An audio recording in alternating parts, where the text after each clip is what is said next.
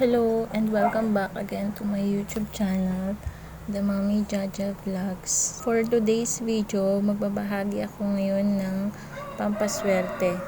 Ang pampaswerteng ito ay pwede sa tahanan at lalong-lalo na sa may mga negosyo.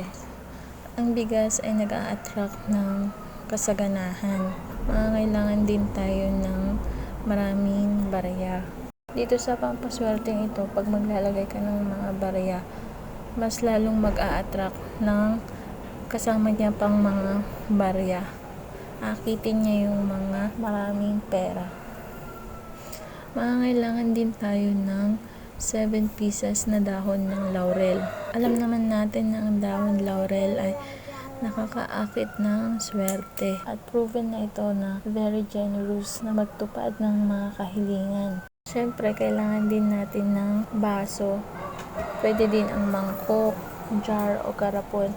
Basta clear, crystal clear na babasagin ang kailangan dito sa pampaswerteng ito. Ang paraan ng paggawa ng pampaswerteng ito ay kunin ang crystal clear na baso, lagyan ng mga 3/4 na bigas. Huwag muna masyadong punuin. Then ilagay ang mga barya. Yung paglagay ng barya, kailangan nakahiga ang mga coins at kita yung mga tao na ng barya. Then, lagyan ulit ng bigas. Or kung gusto nyo ulit, lagyan ulit ng mga barya sa top. Then, lagyan ulit ng bigas. Saka ilagay ang 7 pieces na dahon ng laurel. And that's it. Nakagawa na po kayo ng pampaswerte sa negosyo or sa tahanan. Pwede po ito ilagay sa inyong tindahan o shop o sa inyong business. Or kung wala naman pong negosyo, pwede naman po sa likod ng front door o sa may altar. Palitan po ito once a year lamang. Gawin po ang ritual na ito sa araw ng Martes, Biyernes o kabilugan ng buwan o full moon.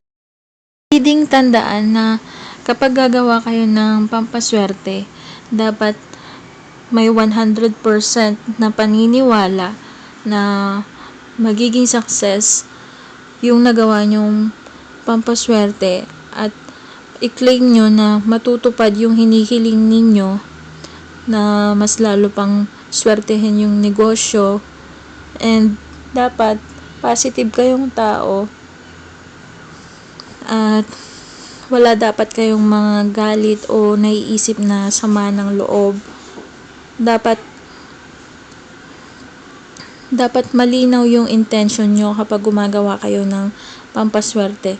At huwag kakalimutan na humingi ng patnubay at gabay sa taas. Laging magdasal. Again, ito ay patnubay at gabay lamang. Nasa ating kamay pa rin ang ating tagumpay at ikakaunlad ng ating buhay.